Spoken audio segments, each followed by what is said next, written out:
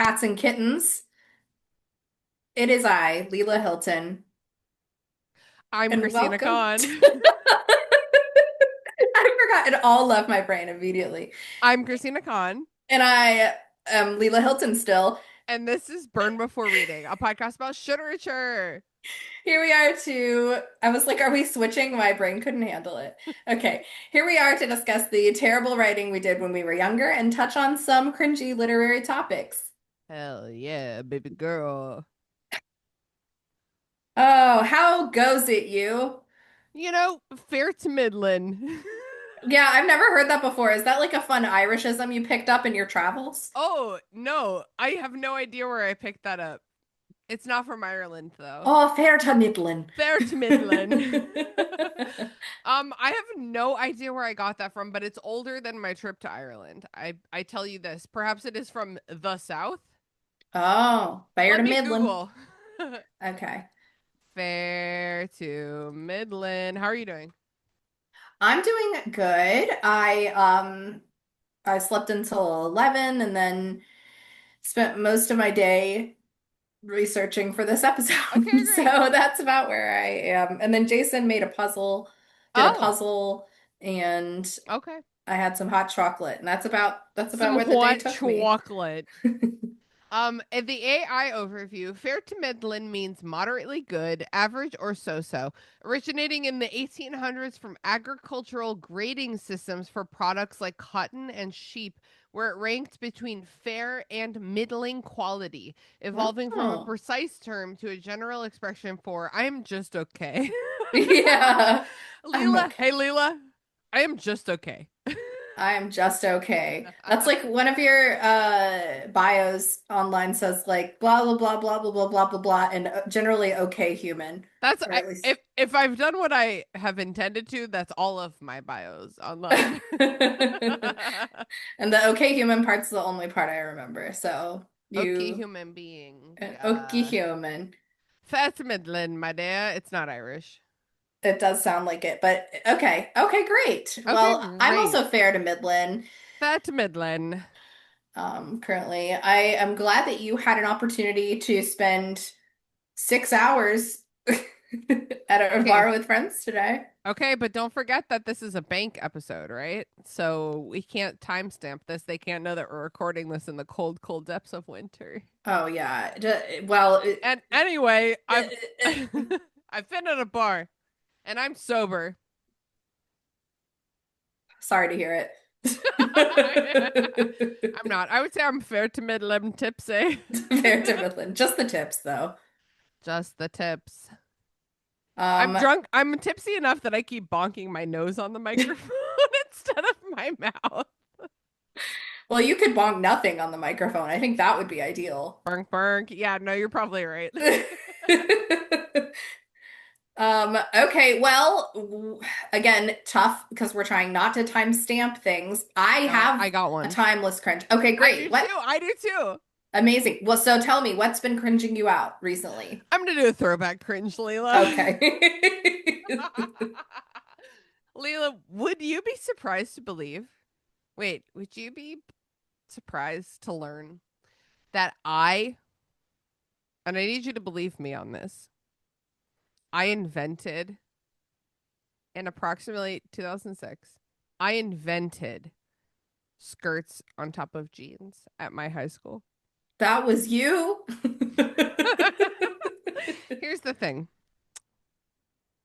I know that it has a broader socio fashion role.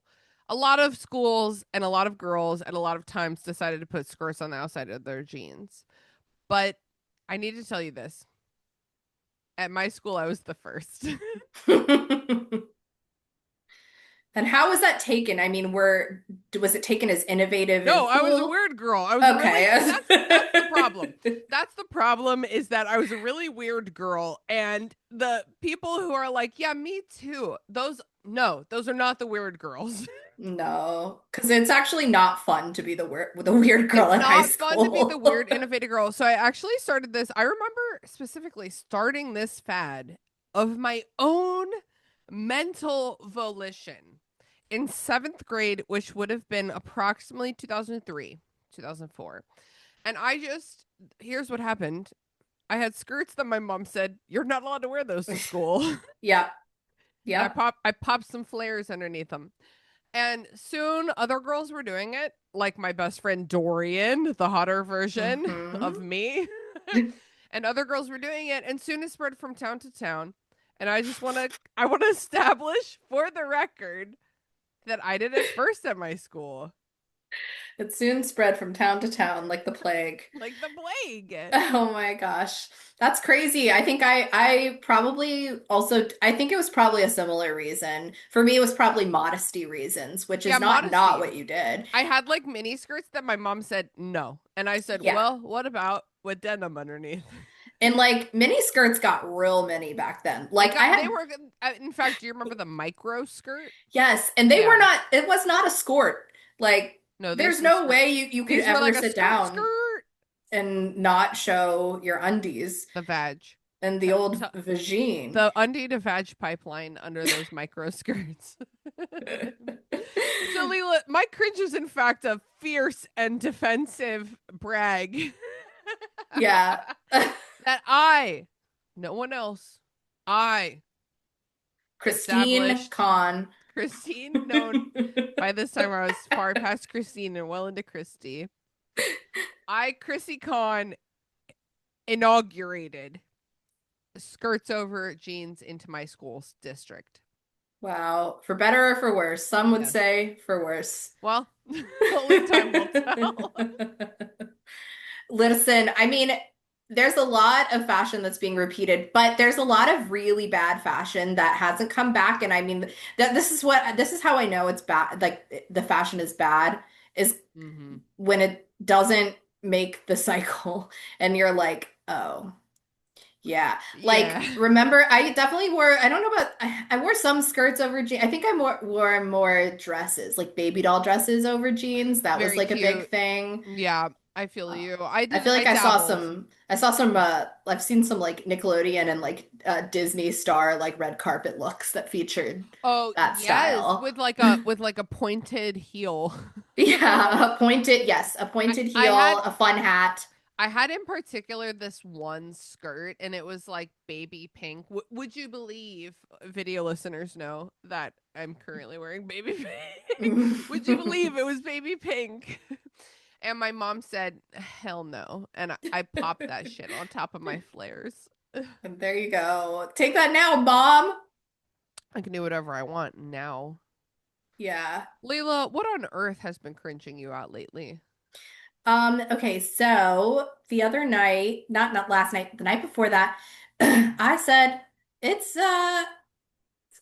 certified freak. It's about Every one that certified freak time every 2 weeks. every 2 weeks, and it's about that time for Okay. me. And so, Jason ran into the room as fast as he could, He said, and then leaving like a Jason-shaped hole in the wall. like a trail of like dust, Yeah. behind him. And I went into the tub to do like a quick whore's shower to just, A you hole's know, bath. a whore's bath. I just needed to take some crust off of the nooks and the crayons, okay? Decrust thyself, whore. Yeah. And I was trying to do it quickly, and Hmm. I slipped and I fell and hit the back of my head against the soap dish that's like built onto it. Leela, It hurt Leela really Claire, bad. you I were. was worried. Let's back it up a little bit.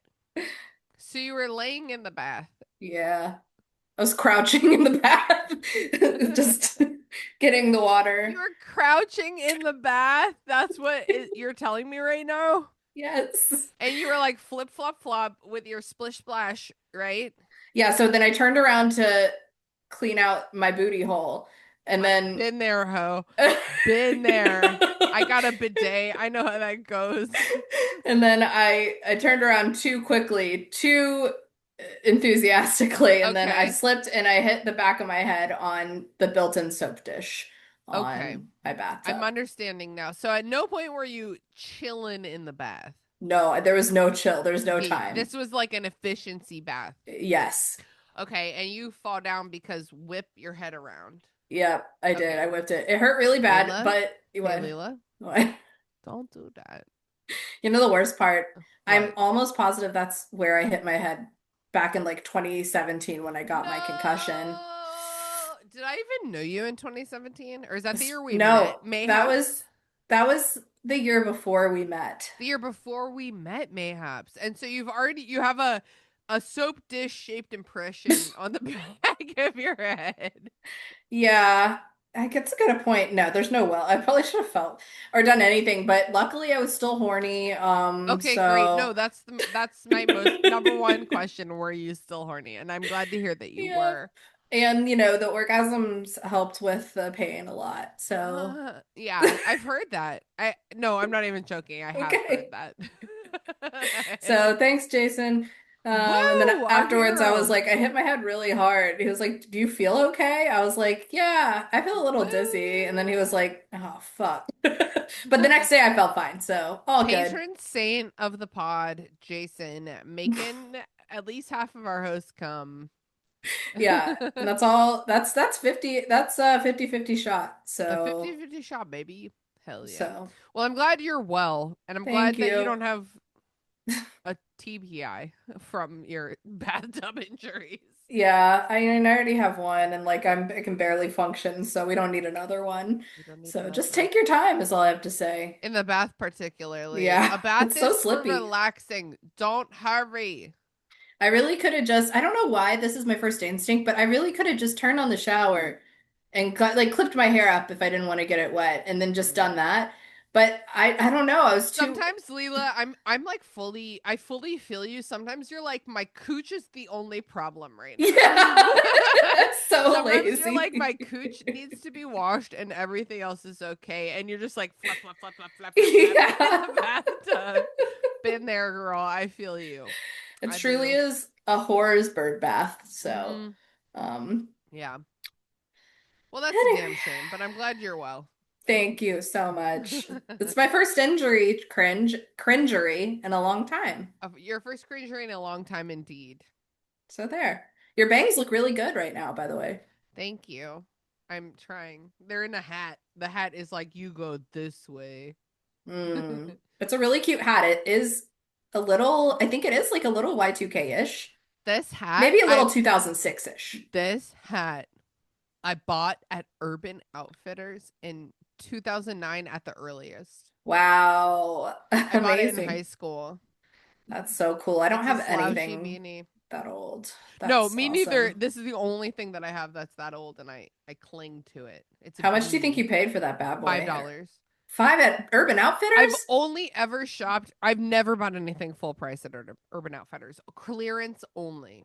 Yeah, they Yep. expensive. Clearance only, baby. And I've been Okay. wearing this hat, yeah, for like 15 years. Like I've been wearing it for a long time through many hairstyles, I will say. I'm so glad that she's lasted the test of time. Me too, honestly, because she's cute and it's got a bow on the side and she's slouchy. I'm totally like Camp Rock or like what Paramore. What Yeah. else was back then? Camp Rock Avril Paramore. Lavigne. I Leela, what did you bring us to talk about today? brought us a bit of a different type of vibe today than Really? Wait, different from what? different from this happy vibe we have going on Oh, right now. I'll somber up. It's Oh it's fine. no. We probably could use a little bit Oh, of woo sad. during this subject. Okay, I'll It's keep it up then. depressing. Okay, So woo. today I decided to do a bit of research on the life and times of one Edgar Allan Poe. Oh, yo. Richmond claims him for no reason. Richmond, well, there is a reason. I He mean, lived in it's and out. very thin. Yeah, he lived in and out of Richmond kind of like throughout his life. And had like kind of like a love-hate relationship with the city, it seems like. Yeah. So, Baltimore more so claims him, which is fair. That's where he was born, and he spent a little more time there to the Hmm. point that the Baltimore Ravens are named after him. And I don't know, I maybe everyone knows this but me, but I did Oh not know my that. God, the Ravens. Yeah, Yeah. it's happening to me right now. And now I think that's pretty cool, I gotta Whoa, say. that is pretty cool. Sports ball being named after Edgar Allen? Yeah. Plus Okay. their main color's purple, and I like really respect that. Yeah, So purple's hot. yeah. There's some ugly ass sports team colors. Ugh. Um, the VCU colors are really bad, I personally think. Black and gold. My high school team was blue and silver. Mine was green and gold when it was ugly. What about baby pink and like turquoise blue? I Everyone love, see, that's the type, that's a vibe. consider That's just BBR, I feel. consider pastels for sports teams. If we had a sports team, what would our mascot be for BBR? Not to be this way, but it would just be a bitch running her mouth. The BBR bitches? The PBR bitches, and you know that her colors would be blue and pink. Yep, I do. She'd be like, Yeah, just like pointing and yapping. Yes. yeah. Like I wish that there was more to us than that, but I think it's really clear. It could be like a bitch that's dressed like a scholar, but like also like a slut. A slutty scholar. That's the Yeah. BBR slutty scholar bitches. Yeah, it's kind of a mouthful. We'll table it. Well, Let yeah, us know well, in the comments. I think the BBR bitches is accurate. Speaking of comments, before we get into it, Mm, we did want to share that we have made, as previously discussed, we did make a change to our Patreon, and all of Layla, our episodes. Layla. What? Imagine this episode coming out in August. Shit. I Okay, think maybe we'll save plug it this. next time. I think maybe save this for our Shakespeare in Love episode. Okay. Yeah. Yes. Okay. Okay. I think tomorrow's episode is a better place for this. Okay. Okay. But I love your spirit right now. Yes. All right, well, let's get into it, I'm ready yo. to get into Edgar Allan Poe because all I know about him is exactly what the Richmond Museum has to say and not a lick more. And I will say, I did reference, they have a pretty nicely written and easy to read website. So I did reference that a bit. And then I also referenced some like scholarly papers and a lot of Ooh. Wikipedia because it's, Scholarly papers are kind of highfalutin for us, yeah. honestly. And like, let's just say some papers were not so scholarly looking. I was like, no, this Okay. person did not get an A.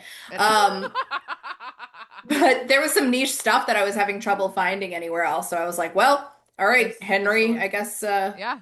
you're my expert. Hell Um, yeah. Edgar Allan Poe, EAP, he was born Edgar Poe in on January 19th, Capricorn. 1809. Yep, Capricorn for short. No cap, aka yes cap. Okay. And Uh okay, but like okay, wait, do you have any Capricorns in your life? I I have one coworker who's a Capricorn, Okay. and Jason's dad is a Capricorn. My mother and my grandmother both Capricorns. What features of I'm a Capricorns? Google. What? Yeah. What? It Oh my god. Oh my god, this book. Capricorn. Is that a water sign? Let's I No, it's not. Capricorn is a an earth sign. Earth sign. Okay. They are known as being ambitious, disciplined, and hardworking. Okay. Reminds me a lot of like Virgos. Not really at all like my mom, but definitely like my grandma was like a single mother of four in like the 60s and 70s, back Ooh. when the fact that your husband left you is like a very embarrassing excuse to get a divorce. So yeah, the bitch was Ridiculous. ambitious and hardworking. Yeah, she was. Okay. Love that for her. Don't love the other parts of her tragic backstory, but I For love that sure. she was a hard worker. She was. Um, so I would say that's nothing like Edgar Allan Poe. Great. He okay, that's not nice. I think he wanted to be a hard worker, but he had a really tough life, and the melancholy plagued this man. I mean, look at any picture of him, and you're like, oh boy, that's the saddest boy I ever seen. Oh, Like, Poe. oh, Poe. And I also want to say Poe is my favorite Teletubby. I'm not really I was a little too old for the Teletubbies, but I think it's hilarious that they named the cutest, tiniest one Tinky Poe. Winky. Um, Dipsy. I was like, Gypsy is not right. I always want to say dipstick. Dipsy. Dipsy. La la. Poe. Poe. Poe. Oh. So that's him. So okay, he was an American writer, poet, editor, and literary critic, best known for his dark and mysterious poems and short stories. He was a Um, language boy. he was a language boy. He wrote Yeah. language, and now we read it and we're like, wow, Edgar Allan Poe, what a guy. Yes. And Or sometimes we're like, we read it and we're like, wow, this is hard to follow. I don't know yeah, what this is sometimes we read about. it and I'm like, am I too dumb or are you just too much? And I think sometimes Yes, it's both. Leela, Um, I last Halloween I tried to read the Cask of Amontillado, Amontillado, yeah. and I was like, I am not in the headspace for this language, and it made me feel dumb. But yeah, yes, That's one that I have read like in like a class setting and I really liked it because then you we have to be in talk that about it. headspace and Yeah. you can like analyze it. But Yep. just sitting and reading it, I'm like, oh no, what's going on? Hmm. Um so he's considered one of the most important figures in American Romanticism and Gothic literature. Gothic Um literature. Yes. He was one of the first writers in the US to popularize the short story. Wait, Um, really? yes. Oh my God. That's Yeah, really interesting because he has a shit ton of them, but it never occurred to me that people weren't just doing that all the time before yeah, because at him. the time they were like, "What are you lazy? You can't write a full You're in story." a full. But Leela, have you ever read a novel and you're like, this should have been a short story? Yes. And Yeah. at least he recognized that in himself. Exactly. If it's Yeah. not novel quality, don't do it. He actually only wrote one full novel his whole life. He was more of like a poetry slash prose slash short story What's the boy. novel? I can't remember. I didn't write it down. I'm sorry. That's quite all right. But it's fine. Okay. So, and he's often credited with helping to create the genre of detective fiction.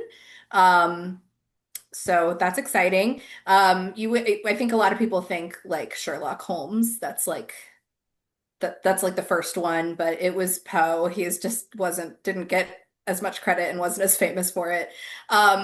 He also played a role in the early development of science fiction. I thought that was really interesting, Mhm. not something I ever think about.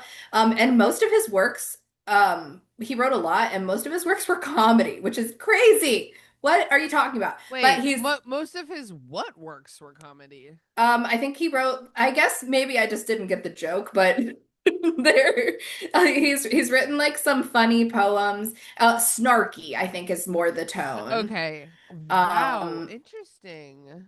but obviously what he's most known for is like The Raven, The Black Cat, Cask of Amontillado, um, Telltale Heart. Telltale Heart, Annabelle Lee, sad poem about beautiful dead women, that type of stuff. What about I'm trying to find his one novel. The is the what about The Fall of the House of Usher? Is that a short story or I a think that's novel? still a short story. The I don't know what the difference is like when it's it's a considered a novel. it's a short story. Yeah. Um yeah, I have no idea what his novel was. That's okay. Yeah, Have no you one knows. seen The Fall of the House of Usher? It's a Mike Flanagan TV short Is it a series. show like a mini series, like a Yeah, couple you know Mike. episodes? Do you know who Mike Flanagan is? Right, he did Haunting of Hill House. He did The Oh, Haunting of Bly Manor. He did The Fall of the House of Usher and other stuff. yeah, I still haven't, no, I hadn't seen that. So I was actually thinking about watching The something Fall of the like House that of Usher is tonight. great. Mike Flanagan's amazing, obviously. Oh, and Yeah. Midnight Mass is his big one that I've seen recently. Midnight Mass is incredible. Okay. Okay.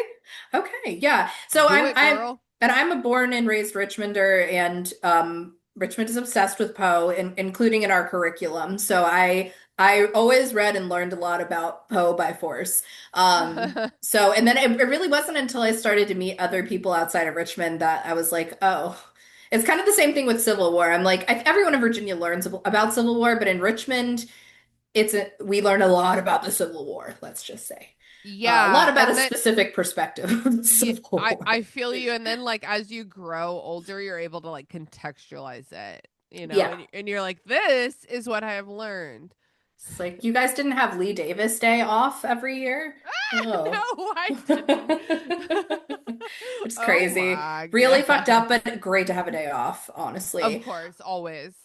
Um, and also, one, before we get into his little life timeline, Poe was the first known American writer to try to make to actually try to make a living solely from writing. Like, American writers just didn't do that back then. And I was like, how can this be a fact? But I looked at multiple sources and they say that's true. Um, Wow. Successful? No. Very unsuccessful. Unfortunately, it led to ongoing financial struggles throughout his short and miserable life. Um, I'm so, so sorry, but like from like a modern day perspective, I'm like, you idiot! Don't quit your don't day do that. job. Oh What did you my say? God. English majors doing it for the money, We're doing it for the literally. money, baby. And he was an English major. He studied ancient and modern literature, like a little Tolkien nerd or something. Yeah. Well, Pre-Tolkien. the difference is Tolkien would never have dabbled in Oh, modern modern. literature. Oh, yeah. And Lewis maybe would have, right? As we talked Perhaps. about, perhaps. Yep, Um, perhaps. so he was born in Boston, actually. I thought he was born in Baltimore, but I forgot my own research. So he was born in Boston in 1809 to David and Eliza Poe. They were both actors. So they were poor. Um, Sure, sure. and David Poe abandoned the family shortly after Edgar's birth, and then they relocated to Richmond. I don't really have a lot of information of why they moved to Richmond from Boston, but Sometimes people that's, just be moving. yeah, and I'll tell you Money, that's work, family. so maybe she found more acting work in Richmond. I'm not sure, but she died of tuberculosis consumption in Yo, like Richmond. everyone dies from Yeah. tuberculosis. If you look at history, everyone's dying from tuberculosis. Yeah. So he was only 2 years old when she died. So already he's an orphan. Well, we don't know. His dad was just like never came back. It was a part of the picture. Mm, So in all accounts, he's an orphan. mhm. Um, so Edgar was then taken in by the wealthy Allen family. Again, I don't really know why. I think it was just like a charity, like a good deed. They were very rich. They were merchants who dealt in cloth, wheat, tombstones, tobacco, and enslaved Is persons. that where Edgar Allan Poe comes from? Yes. Oh So that's shit. where That's the like not Allen even comes like a from. family name. No, it was his adoptive father. So, and it's Allen with an A, Interesting. Allan. Yeah. So John Allen alternatively spoiled and aggressively disciplined his foster son, seemingly from the beginning. Oh, Um, aggressive discipline makes me cringe yeah, from my top hole to my sphincter hole. Like I'm yeah. cringing. Aggressively disciplined and then spoiled, which is like so scary. Yeah. Oh And just like that's God. just gonna fuck your child up. That's just gonna Yes. fuck anybody Oh up. my God. Yeah, for sure. Um, Oh, is bad. So the family decided to sail to Irvine, Scotland in 1815. So he would have been, I think, like 6 or 7. so that's the Um, Allen family, his that's adoptive the family. Allen family. Okay. And that was David Allen's birthplace. And so he sent Edgar to grammar school there, Scottish grammar school. Um, and he completed his education in London. And that's where he was first introduced to romantic literature. Hmm. So, Edgar was highly influenced by Irish writer C.R. Maturin. Basically, he was a gothic sad boy who wrote melancholic novels about werewolves and selling your soul to the devil. Sounds really Oh. fun, I've never honestly. read a melancholic novel about werewolves. Certainly not New Moon in the Twilight Yeah, I think that's trilogy. basically the same book, from what I've heard. Also heavily inspired by Lord Byron, if Of you can course. believe it. Did they know each other at all?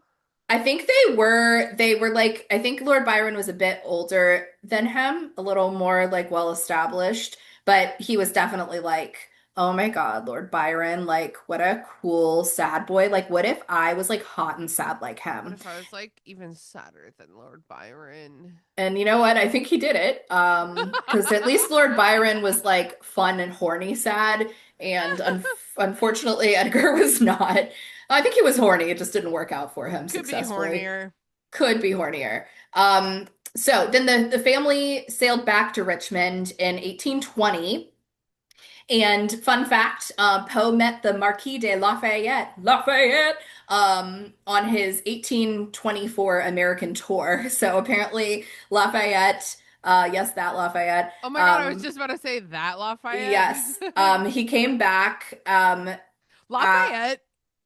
I tried to find like a biography about him because after yeah, watching Hamilton, I was like, yeah, who is this he seems guy? very He's interesting. hot and fun and just willing to fight your wars for you. Like, what is Yeah, this? I don't think they make Frenchmen like that anymore. Absolutely not. Lafayette.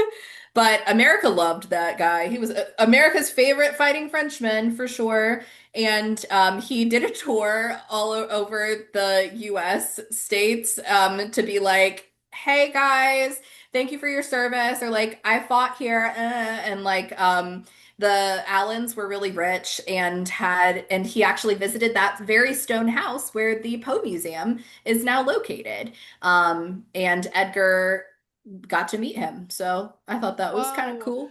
Well, because I always knew that like the Richmond Poe Museum location was like the most tentative of connections to Edgar Allan Poe. Like Yeah. it's not like he lived here all his life. No. No, he lived there for a bit and it was because that of the Allens, basically. Okay. Um, so then we start to get into his girlies. So um Girlies. EAP Edgar may have proposed this. It's always his may have. So he may have proposed or became engaged to his childhood sweetheart. Her name was Elmira, Sarah Elmira Royster. Um, and she was 15 years old. He was probably not that much older than her. Maybe like I think he was like 17. So They that's were both quite young. this is the most age appropriate relationship he will have. And um, so we think he got it, he proposed and became engaged to her in 1826, right before he left to attend UVA. Oh Um, yeah, UVA. yeah. UVA has like a room that is like the Edgar Allan Poe room, and you can like Oh, look really? in it from the outside and not go in, and it's just like any other dorm room, but this is the one that Edgar was in. Yeah, Oh my gosh. They're a fun bunch over there. And by fun I mean and not fun. very obsessed with their own history. Very self-obsessed. Thomas Yeah. Jefferson, would you like to account for your crimes? So Thomas Jefferson's school at this time, I think it's worth noting that he really wanted to set. Okay, so first of all, a lot of things were illegal. So like gambling, students weren't supposed to gamble. There was no not supposed to be any alcohol. Definitely no opium. Like Nothing the fun, big three. honestly. Like and also no guns. But let's just Oh, say those rules were extremely not enforced. sure, especially Because for the white man. yeah, this is like it's still pretty new school back then, but Thomas Jefferson was basically like, I want there to barely be any faculty. Like only the faculty is here as professors, and the students don't need to like have people telling them what to do. They don't need like Of course. RAs or anything like that. So guess what happened? Like the dropout rate was crazy high because these boys, of Really? course, it was only boys. So these boys were just Oh like my going hog God. wild at the school. Um, I don't know. Jefferson was like, it's like about freedom, like hashtag America. And you're like, I see what you're talking about, but like, I think that dumb idiot college students do need some structure. Yeah, for sure. No, like UVA has always been very much up its own ass, and the only reason I've even been exposed to it is because my little brother went there, like Okay. literally Mr. Jefferson's University, and it's like this is just a Yes. college. It's just a college. It's very beautiful, but it's just a college. Yeah. So he left. So he in 1826 he went to attend ancient and modern languages, but he dropped out after a year due to debts, highly suspected to be from gambling, which is interesting because his rich foster dad definitely paid for everything. Mm-hmm. Poe claimed that he didn't give him enough for like food and lodging and furnishings and such, but David Allen, no, John Allen is his name. John Allen insists that he did give him money, but he gambled it all away. So as Dude, they got gambling older, sucks. yeah, and as Edgar got older, they really butted heads a lot about all of the vices that he had and how terrible he was with money, mostly. Which And fair like enough. I'm like, that's my money. Um, for sure, but on the flip side, like we've talked about this a lot on the podcast from like a Y2K like teenage girl perspective. Like mhm. authoritarianism is not the answer to like understanding why your kids are like doing certain things, you know? Yeah. Just like here's my money. Fuck you. You're not using my money correctly. I hate you. And it's like, do you want to like talk about it? Let's talk about it. You know? Yeah. So at this point, like, John Allen really was like, I am getting fucking sick of your shit, Mm. Edgar. And so it is thought so. Edgar's foster mom, they had a good relationship. Her name was Frances, and she grew ill. It was either cholera or tuberculosis. I can't It's remember which always one. tuberculosis. I would bet $500 it was tuberculosis. It's all. Okay. I just listened to John Green's audiobook of Everything is Tuberculosis. And let me tell you, Leela, everything is tuberculosis. Yeah, crazy contagious and very Yep. easy to get. So basically that was happening, and John Allen chose through all the letter writing they did back and forth to not tell Edgar that his foster mom was dying, Ugh. which is fucked up. That is Um, fucked up. so after he dropped out, Edgar was hesitant to return to Richmond because first of all, obviously his relationship with his foster daddy was had grown more and more volatile. Um, and also Elmira was married to another man, even though she said she would wait for him, but I guess she got tired Oh of my waiting. God. So she Well, married another especially dude. like not to be this way, but like Edgar didn't seems like he didn't have like prospects. He didn't have like No. money and real family. And he had a lot of issues, you know. So I think it was probably really easy for Elmira's family to convince her to like have a more logical marriage. A more Um, stable husband and like a more yeah. like traditional setup probably. So Edgar was like, fuck this noise. I'm going to Boston, bitch. So he settled in Boston in April 1827, and then he decided to just, for some reason, use the pseudonym Henri Le Renard, or however you say that in French. Henri Um, Le Renal. it's like Rennet, on Henri Le Rene during this Or I think period. I do think that if there's a T, it's like Renal. Renault during this Yeah, period. Okay. like the T Um, is implied heavily when you're like Renal. Renault. And he just did like odd jobs. He did like a little editing here and there, just like poor writer shit, to try Been to get there, honey. by.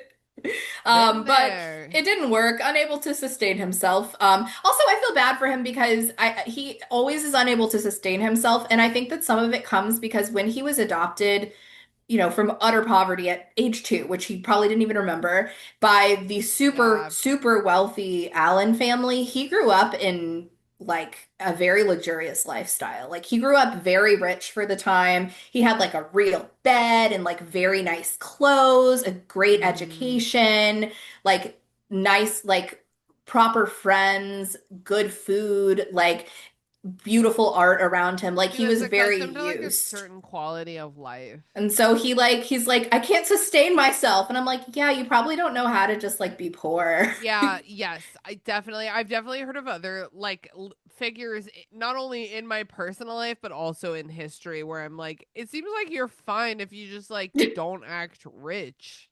And he's like, what if we had an opium party? And you're like, Woo! no, no, stop. Oh my God. So he couldn't sustain himself. So he was like, fuck it, I'm gonna enlist in the US Army. Great. So he was 18 years old when he did this in 1827. You may realize like a lot of these years are close together. This boy could not keep one thing locked down. Like he just like would move from one town to Yeah. another, one job to another. So he was 18. While he was in the army, he published his first book. It was a 40-page collection of poetry titled Tamerlane and Other Poems, but it was Okay. credited only to a Bostonian. I don't know why. Okay. I don't know why he's And like he had this. like just moved to Boston. It's not like he was Yeah. like an He's old like, I Bostonian was like, guy. that's like who I am. This is me now. I'm not even a Richmonder. Don't even worry about it. Um, so he was discharged from the army in 1829, like 2 years later, and he decided to enlist in West Point Military Academy, which is in West Point, Virginia. Oh yeah, Um, and in fact, my dad's friend Lewis Byard, who is a very prominent author, wrote a book called Pale Blue Eye about Poe's time at West Point. wow, really? Yep, it's like a mess. It's like a mystery, like a real boy history mystery. But yeah, Okay. it's Edgar Allan Poe is like trying to figure out the mystery alongside the main character played by Christian Bale in the Netflix adaptation. Wow. I'm pretty sure Wow. if I'm not tripping, I think Poe is played by Harry Melling in the give me just 1 second. You know who Harry Melling is? Is that from Harry Potter? That is Dudley Dursley from Harry Dudley. Potter. Yeah. Yep, give me a second. So, in the casting, yep, Harry Melling plays Edgar Allan Poe, and Christian Bale plays like the main protagonist and detective Augustus Landor. And I read that because again, it's like my dad's friend writes that book, Lewis Byard, and I remember it being quite a bit of fun. Lewis Byard Yeah. writes like kind of like queer historical fiction. He also wrote this book that Wow. I love called Courting Mr. Lincoln about how like um oh, what's his name? Like Joshua Pope. Some Josh feels like a today name and not like a Lincoln name. Is that I'm sorry, I'm sorry. I have a follow-up question about Go this on. man. Was that the man that we came across when we were at dinner with your dad in South Carolina and he was like, he's gay, but like he thought he was whispering, but it was like really loud. No, I think that was just like a regular guy in his life. No, Lewis Byard is like a very prestigious author in like the Washington D.C. like author Okay. community. Yeah, so I highly Okay. recommend all of his books. I've read a lot of them. But Okay. anyway, all this to say, like I'm familiar with the fictionalization of Edgar Allan Poe's time at West Point. Does he, in the fictionalization, does he make that gay? Are there I implications don't think there? that book. So here's the thing: like the author Lewis Byard is like out and proud. He's got like a husband and a family. I think that Pale Blue Eye was one of his earlier books, and like I think as a lot of artists, like a lot of artists do this, like each book gets gayer and gayer.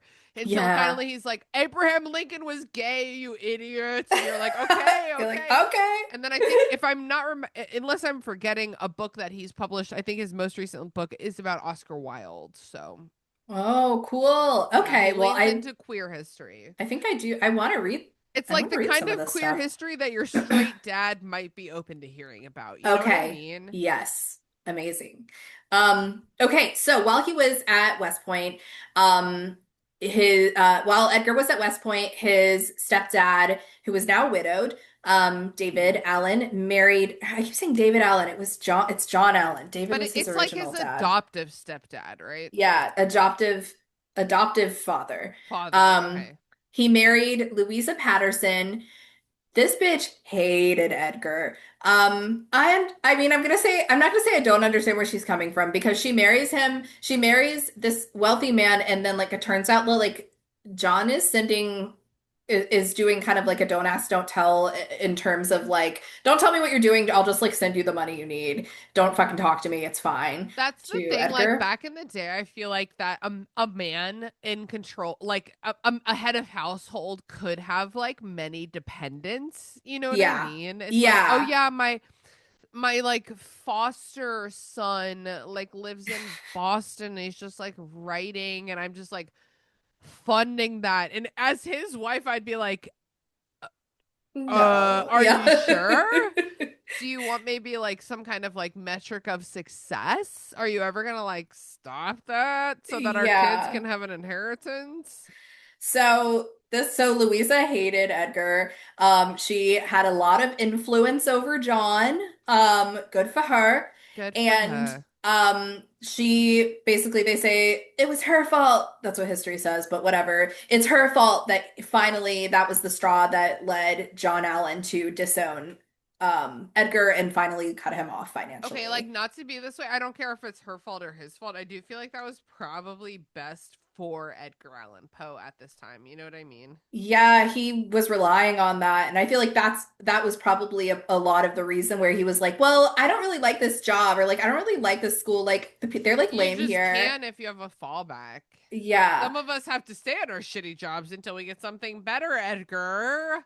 So despite him being cut off, he this pisses me off. Poe intentionally got court-martialed, which is means like it's like you have really bad behavior at that school. It means like you have bad behavior and you go to like a military court. Yeah, okay. He pleaded not guilty on purpose, knowing that that would get him kicked out.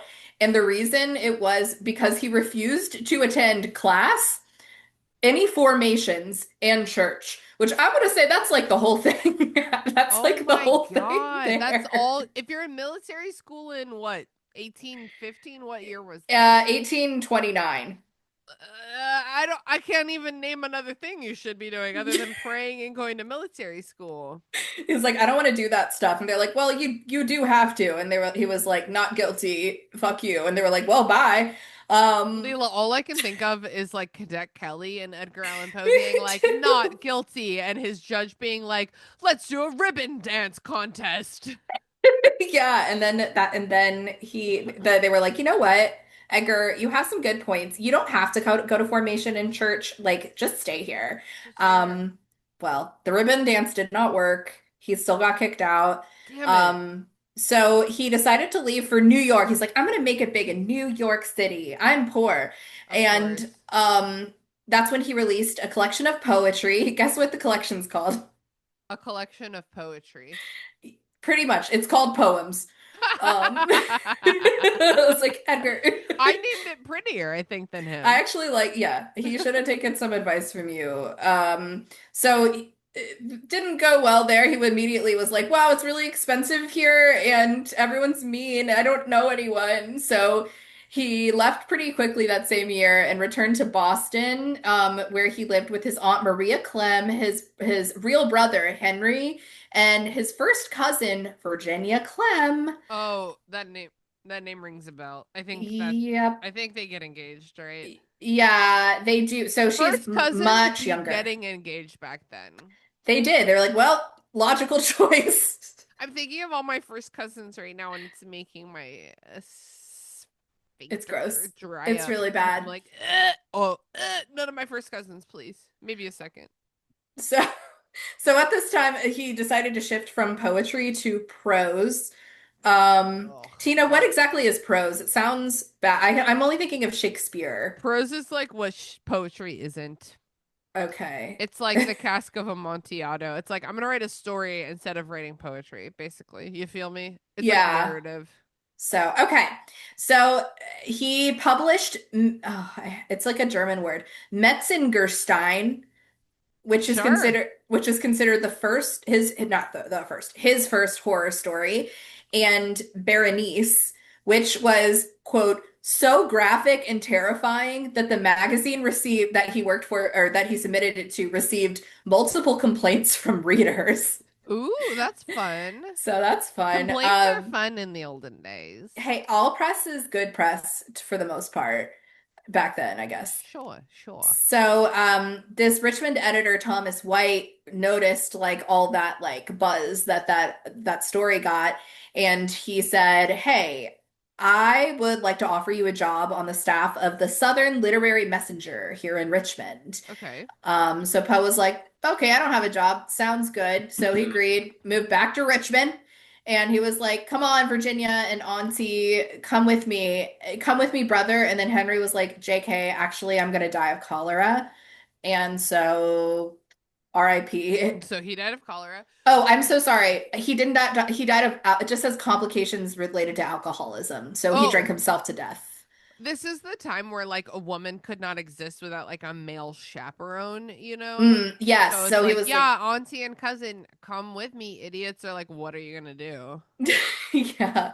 So, Unfortunately, Thomas White, his new boss, fired him just weeks after accepting the job, um, because he was drunk too much during work hours. Edgar. He's such like a self-sabotaging Yeah, it sad really boy. sounds like it. Like the olden days, like the a sad drunk boy who's like, "Why doesn't anyone like me?" And it's like, "Well, because you're sad and drunk." Yep. It's like that would be why. So he was like, what's left to do but get married? So he was like, Virginia, let's do this. Virginia was 13 years old. At this point, Poe was 27. When he got married, he lied and said she was 21. I don't know who the fuck believed And that. how old was she? She was 13. 13! I remember this from the Poe Museum in Yeah. Richmond. So, 13! I'm blown away. so bad. 13! It- 13! She was It's bad. 13 years old! So That's bad. a baby. That is a child. Um, so the Poe Museum always like this is how they like to say this. So they say this is an unlikely pairing, a very unlikely pairing. And there is much debate about the nature of their relationship. Although many people today presume their relationship was familial. I don't assume that, but okay. We ultimately will never know what happened in their marriage behind closed doors. Uh, Okay, Poe Museum. Um, so I think this is so gross. Poe often referred to Virginia as sissy, like sister. I hate that. Marie, his Aunt Maria, he called her Muddy, like mother, which is kind of cute. But sis, don't call your wife sissy. That's so horrible. That's so bad. What was the wait? Okay, I need a couple. Just back up a little bit. He called his aunt Muddy, Yes, I got. Muddy. I guess it was like short for mother. I don't see that. Okay, and he called his wife Sissy, Yes, and his wife's name was. Virginia. Nothing That's not a related. nickname for sis. Not Cecilia or like anything like that. It was Virginia. Um, Oh, so pretty bad. This is like sort of where he loses me a little bit in the plot. I'm not gonna lie. Hard for me to get past this. Poe Museum again is like, well, it could have just been a familial type of relationship and he did it out of logic or something. But again, that's a big I don't. could. Yeah, I don't trust him. I Yeah. don't trust him Look enough at that to guy's support that. face. I mean, come on. Yeah, that's a big old literary cringe. It is. So I mean, good news for him. Living with Virginia and Maria had a stabilizing effect on Poe. He like started to step up and be more responsible and seemed happier during the years when they were with him. So good for him. In fact, he was reinstated in the Messenger in 1837 after promising to improve his behavior. However, he Okay. left Richmond a year later and lived in five different residences in Philadelphia between 1838 and 1844. Dude, Five different residences. white men literally just give to be like, I swear I'll improve my behavior. And then people just believe them. It's like, I'm just fucked up. I'm no good for you, baby. And she was like a teenager, so she was like, I think this is what men are. So there you Yeah. go. Like literally, like what other exposure does she have to men? That was it. So Oh my god. it was during this time where when he was in Philadelphia that he wrote his like most famous work. So this is when he wrote The Black Cat, Telltale Heart, Mask of the Red Death, The Gold Bug, House of Usher. And then he also wrote this one called Murders in the Rue Morgue. That's particularly important because that was his first modern detective story. Um, Oh. so important, actually. He was the first to write about an eccentric genius who solves mysterious crimes. Sound familiar? Oh, what's his name? Arthur Conan Doyle. Whom? Yeah. So actually, Arthur Conan Doyle cites Poe's character in that book. You said Arthur. Do you want to retake that? Yeah. Sir, Sir Arthur Conan Doyle cites Poe's character C. Auguste Dauphine as the literary inspiration behind Sherlock Holmes. So Whoa! Wow! I think, I mean, I don't want to say Arthur Conan Doyle did it better, but No, I've he did only it read one of better. those. So, One of them is famous for that, and the other one isn't. yeah. So Poe was also an early pioneer of science fiction, as much as I said before, and I wish I didn't say that again because now I don't have any examples. So let's just cut that one out. Um, so Wait, but he was an early pioneer of science fiction, like kind of like a horror science fiction. Is that what you're talking about? yeah, which is like, but I'm still like, I can't like figure, like even think of one example of what that would Like be. the Telltale. Is that science fiction? I don't. I don't, it's I like I'll fantasy admit more. I'll admit you didn't ask me this at the top of the episode. I'm not super well read on Edgar Allan Poe, and that's not for lack of trying. I've tried to read Edgar Allan Poe a lot in my life, and I find his work to be just like a little too outdated and like a little too Yeah. hard to read for me. And I'm like a big lover of like Jane Austen, Shakespeare. No, Edgar Allan Poe is like a little much for me. So I couldn't tell you. I mean, I've read. I started reading one of his short story anthologies a couple years ago. I didn't finish it because I was like, these are boring. Yeah. But there was like definitely some fantastical elements going on there. I wouldn't say science fiction that I personally picked up on, but definitely some fantastical elements. Yeah, fantasy more so.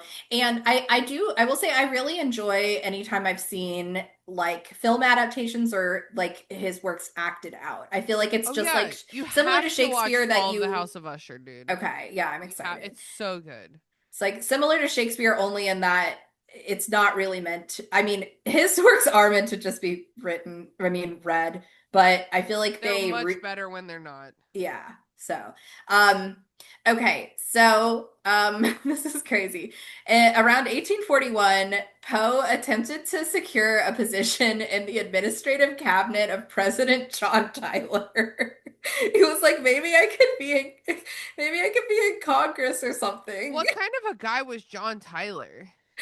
Um, oh, I didn't look too much up about him. I like feel I like I don't know even know if nothing he's about good or the bad. yeah, I mean, I'm gonna say bad. He definitely like wasn't pro. He was like very. I think he was pro-slavery from what I can remember. Um, let me see really quick. He was in the Whig Party, the Whig Party. The Whig? What even is that? I don't remember. Um, don't know, but he was an advocate of states' rights, including, rights Danger, to have danger, slavery. danger, He was danger, danger. nationalistic. He was like a bad guy from Oh, what I sounds like a see. bad guy. But Poe was like, I could pretend to be a Whig if you give me money. And it's like, you can't, even in the 1840s, you can't just be like, hey, I have no political experience or influence. Could I be on your team? So it actually did not work out for him. But Okay. I thought that was funny that he tried. Um, Yeah.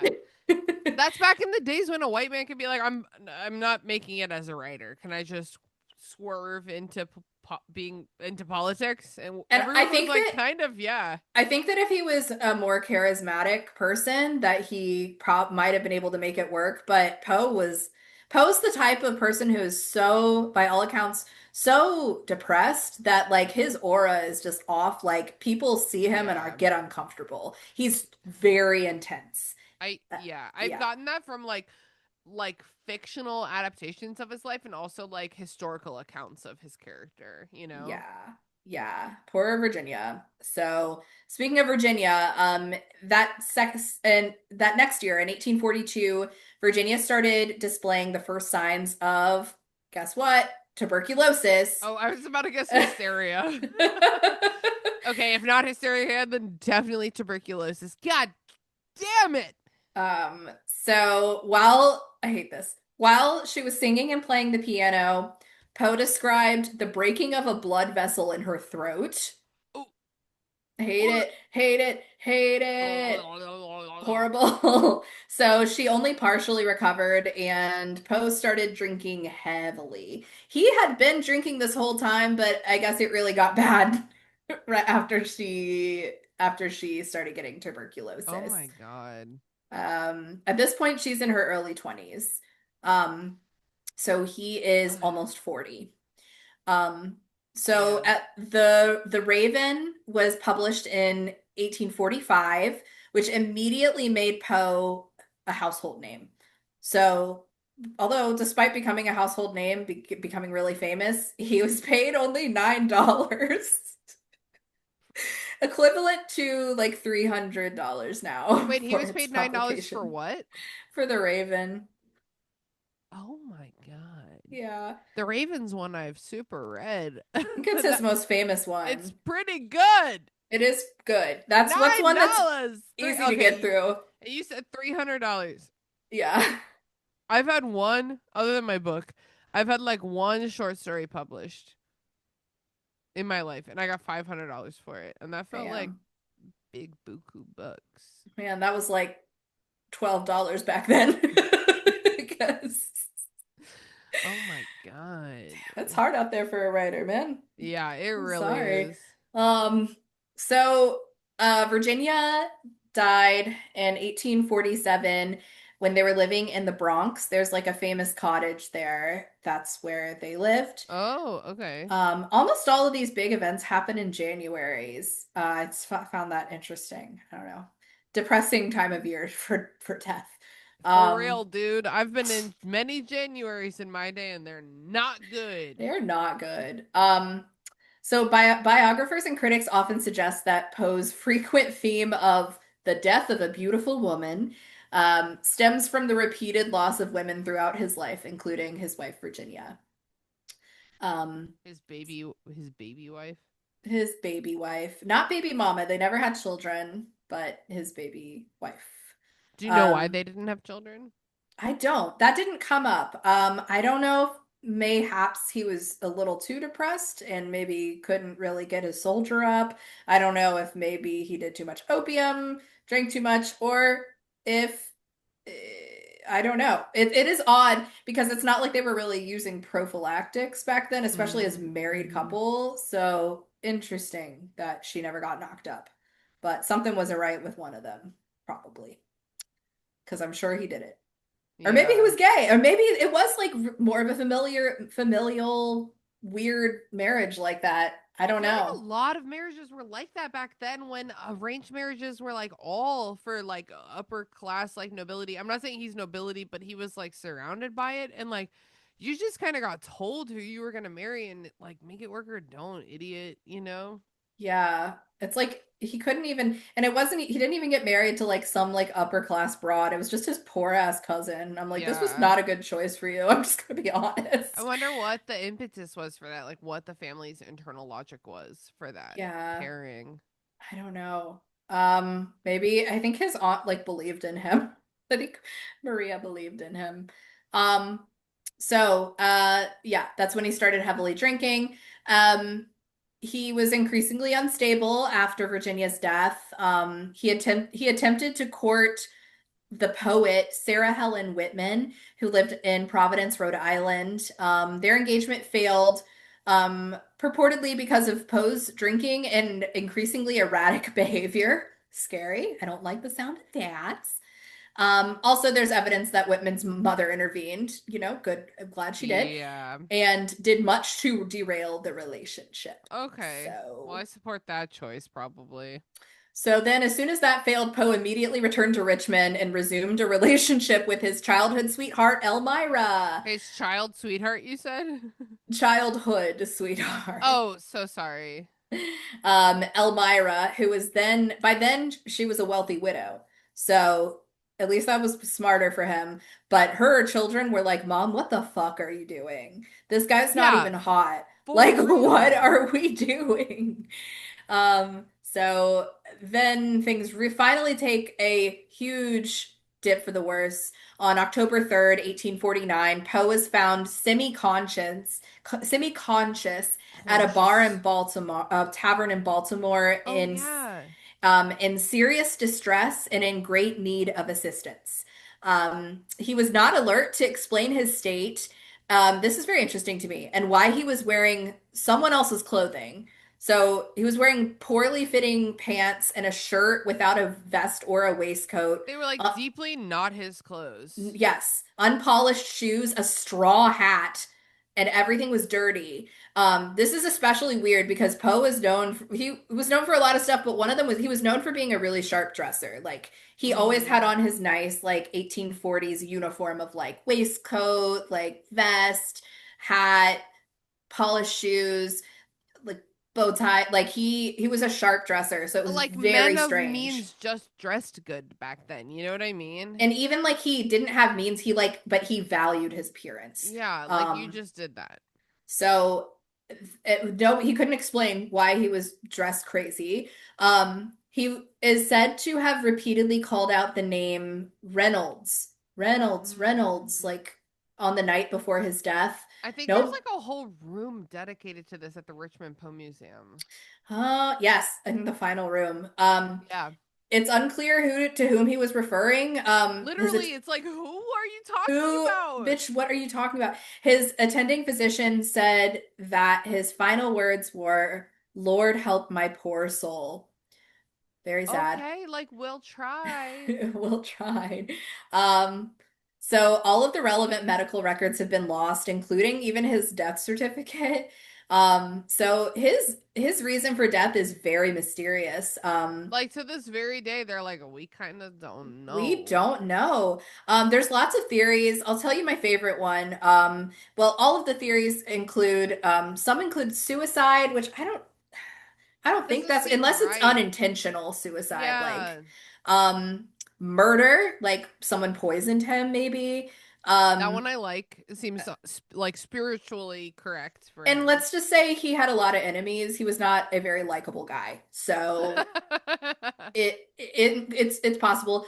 Cholera, hypoglycemia. Does that mean like when you like freeze to death or like I No, actually don't know. no, it does not. I'm thinking of hypothermia. I'm such a Yes, dumb you are. bitch. Let me see. Hypogly.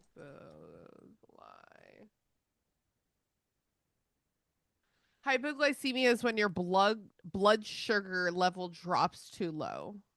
Okay. Okay. So like maybe he like hadn't eaten or like wasn't didn't have any nutrition, something like that. Yeah. People also say it could be like rabies because he seemed to like be having like visions and hallucinations. Whoa, Um, rabies is crazy.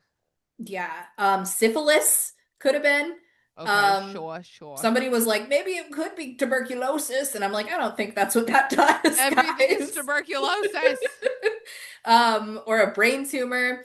But one theory that a lot of people like that I also kind of support is that he may have been that he was a victim of something called cooping, like a chicken in a coop. What? Cooping is a ballot box stuffing scams, like a voting scam, in which victims at this time were abducted off the street by, this sounds familiar right now, by local election gangs, imprisoned in a small room called the coop, drugged or forced with alcohol or beatings to get them to comply. Oh my God. Yeah, so this happened a lot. The cooping victims were then used as pawns to vote for a political party at multiple locations. So Oh my God, this is shocking. yes. And here's the part that makes me think this is what it was.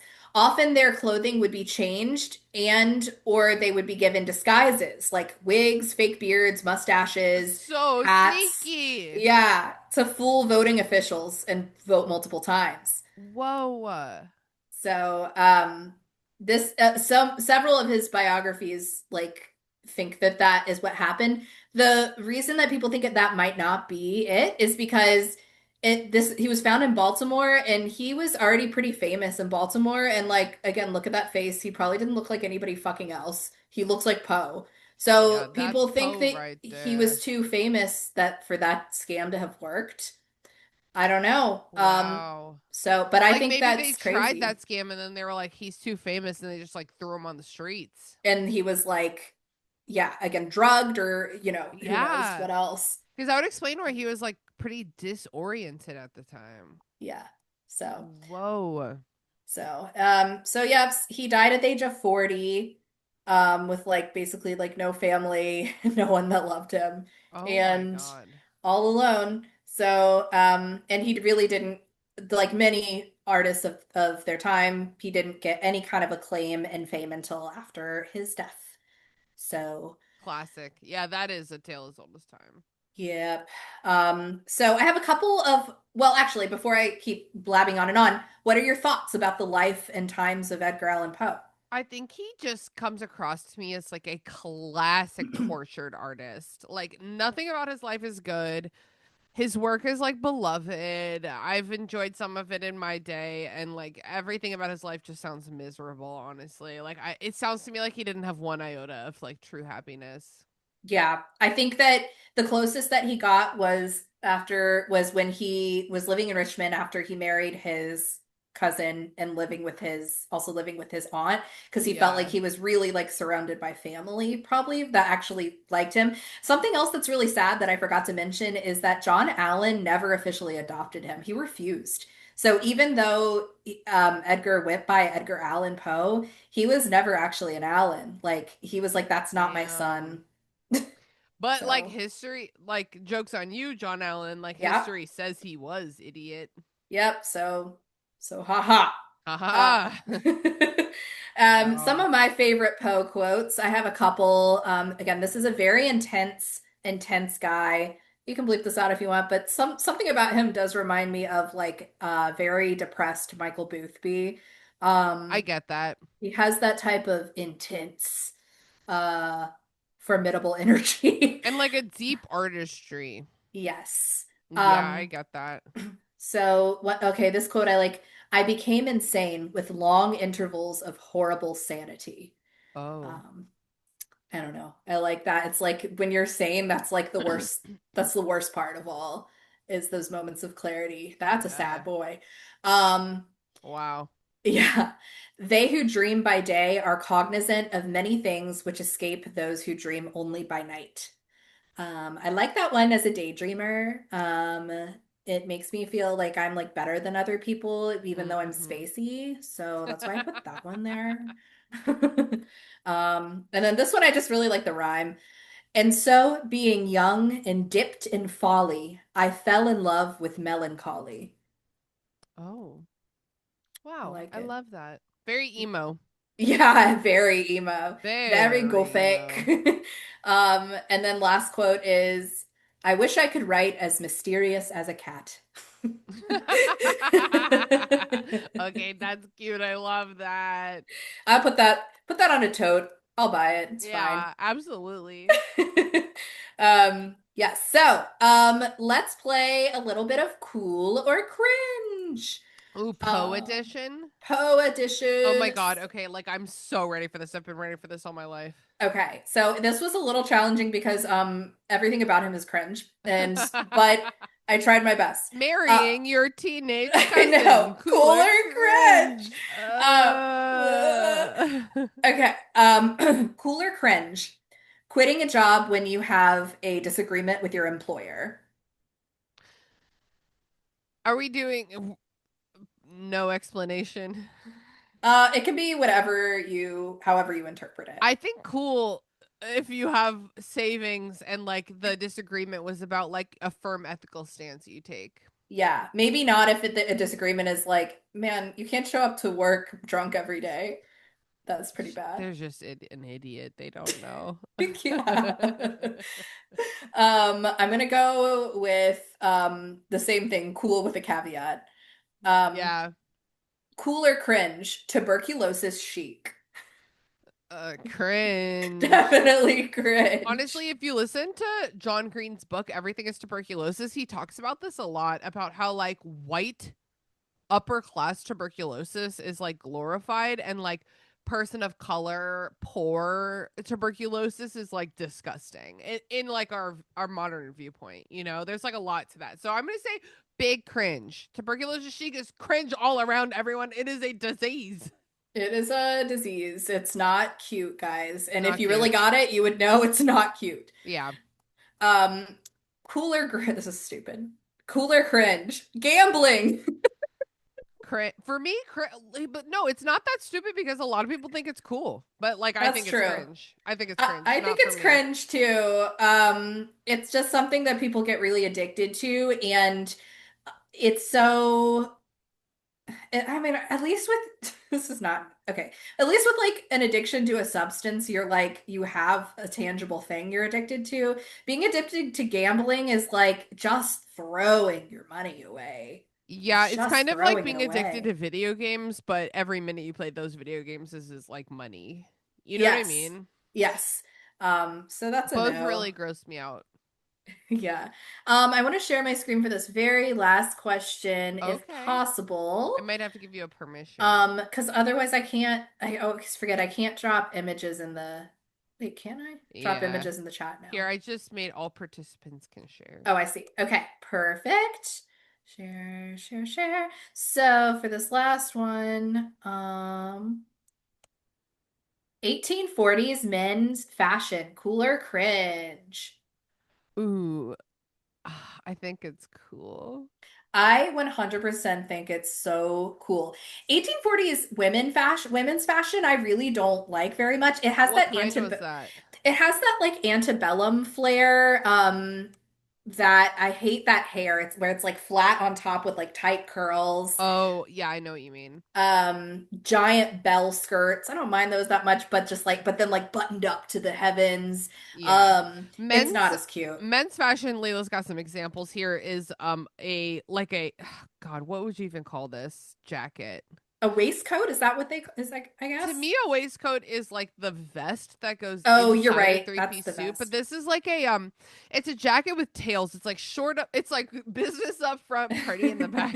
Like it's long in the back, it has tails, but it's like pantaloons that go all the way up to like your lower abs. Like it's got you've got like a cravat perhaps and a Yeah. top hat. Like I think it's cool. I'm It's into like it. Bridgerton-y. Men these days wear sweatpants and think that they should be applauded for it. So I think that 1840s men fashion is cool.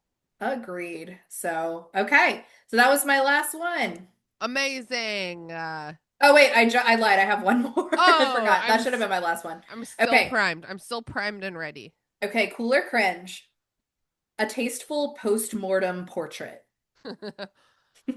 Oh, I think that's cool actually. I think it's cool too. I mean, Wait, was that part of our story? A tasteful yes, postmortem portrait? 100% forgot to mention it, but I was like, wait. but there are several postmortem paintings of Virginia that exist. And they're Okay. actually you can see them, some of them in the Poe Museum here in Oh Richmond. shit. Okay. And they're creepy. I mean, they definitely feel cursed. Definitely feels like a cursed image, and it may be a cursed, actually cursed image. Perhaps But cursed indeed. I mean, like if I like just as long as I like look really like tasteful and hot and dignified, Yes, like set me up for yeah. And success here. slash make sure I've agreed to it. Let me just say that. Yeah, consent is key, and you can't consent when you're dead. So if you don't have prior consent, you don't have any Then consent. then it is crunch, yeah. So, Yeah. okay. So that was it. Okay. Amazing, Leela. Thank you so much. I feel like despite having been to the Poe Museum in Richmond, I still feel like I learned a lot.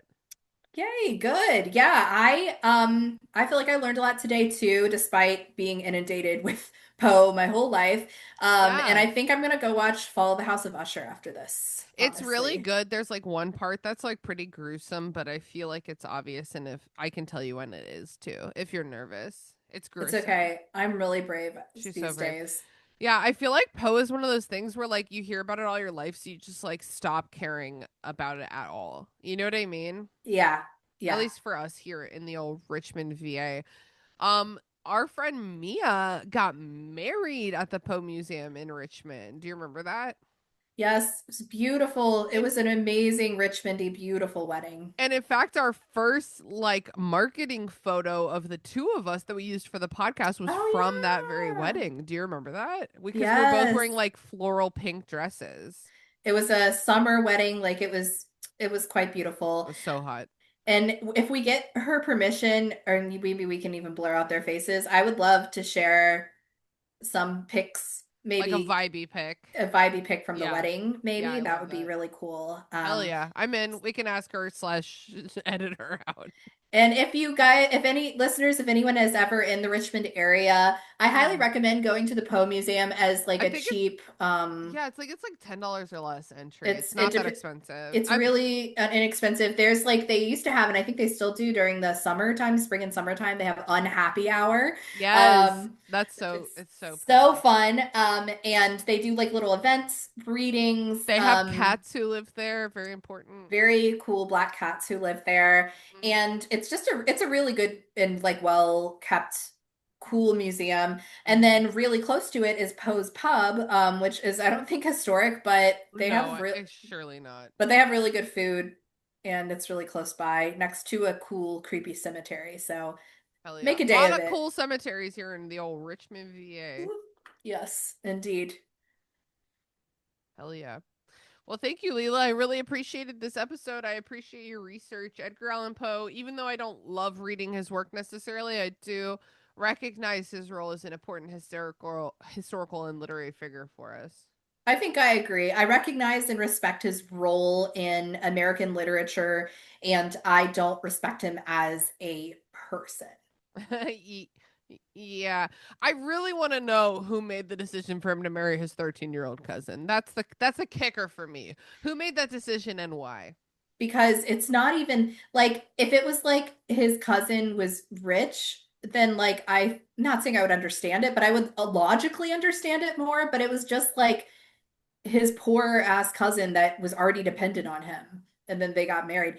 So for me, it's giving like disgusting grooming, and Yeah, it's hard to get past that. So if it is. anybody is like has more info on that, let me know. I researched a lot and everyone's pretty much like, no one knows what happened behind closed doors. It's But just the way things were. yeah, but yeah, don't be doing that stuff. That's gross, guys. Yeah. Well, that's it for Bird Before Reading. Until next week, remember, Your cringe is part of you. but don't worry, just embrace it and it will haunt you nevermore. Thanks for listening to Burn Before Reading. Created by me, Christina Kahn. Hosted and produced by Christina Kahn and me, Leela Hilton.